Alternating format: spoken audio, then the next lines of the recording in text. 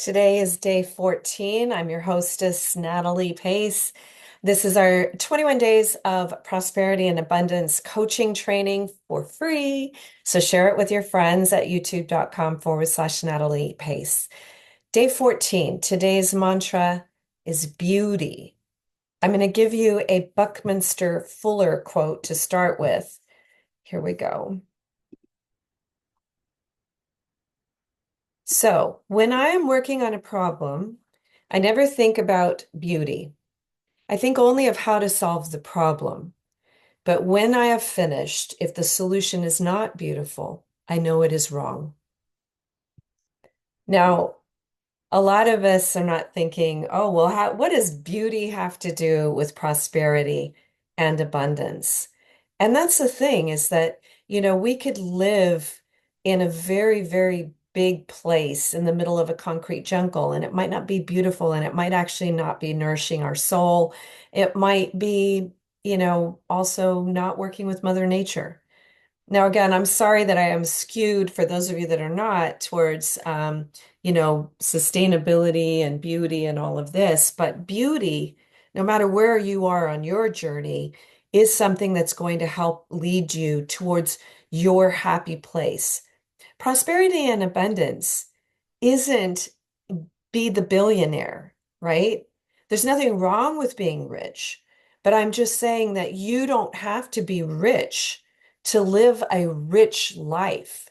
You could actually be someone who every moment of their day, for me, living a rich life means being free. The point of money is financial freedom, is freedom, right? Um, we're trying to create community. And part of that is going to beautiful places like this because living for a week in a manor house where you're surrounded by, lambs and forests and trees and forest bathing. And by the way, one of the few places where you actually will be able to move around more easily without renting a car. All of this is adding to a kind of fertile mind space that few of us, especially those of us that live in the cities, are having access to unless we're racing over to whatever park our city has. And thank God for Central Park. Thank you, thank you, thank you, the Central Park Conservancy, or the people who manage the parks in your city. These are really important, not just for the beauty that they can bring to us, or the soul solace and the R&R they can bring to our soul, or the emotional recovery that they can bring to our soul. They can also lower the temperature in our city. It's proven that having trees in urban settings can help to lower the temperature by 10 degrees. In the summer, that's pretty important. And by the way, they don't do that in the winter. So it's really helpful to have shade and lower temperatures, especially if you're, in a lot of concrete. So, today, let's look at this practically.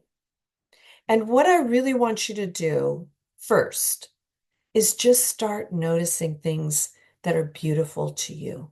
Take a deeper look. There's a famous writer for The Artist's Way. Her name is Julia Cameron, and I love this exercise that she tells us to do.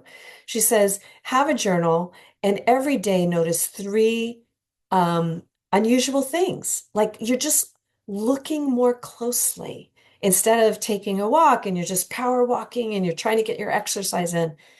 You know, you could still do that part of it, but actually have a keener awareness of what's around you. And it might mean that you do stop for a moment to smell the roses, right?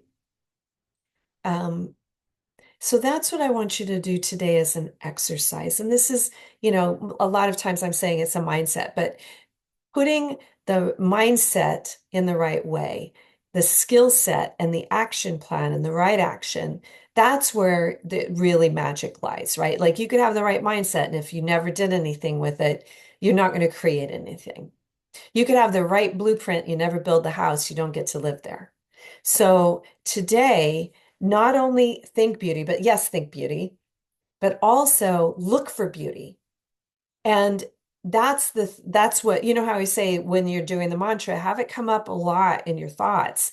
But when it comes up beauty, don't just let it be a stagnant thing. Let it be an active thing. Okay, even if I'm at work, what's beautiful here?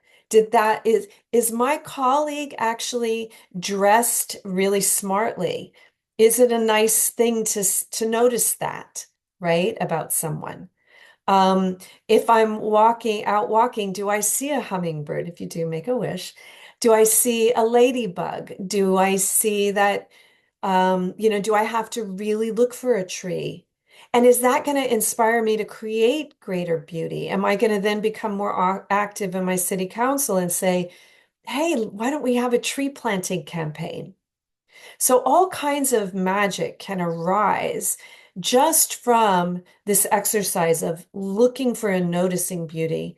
And if it is difficult to notice it, notice that too, and write that in your journal and say, okay, I went for a walk and I did find a beautiful tree. And then I realized that we don't have enough of them. And maybe even that beautiful tree is not native to here. So maybe we need to repopulate with a native tree. Okay, look for beauty today, all day long, and I will see you tomorrow. We'll start a new week, week 3, tomorrow.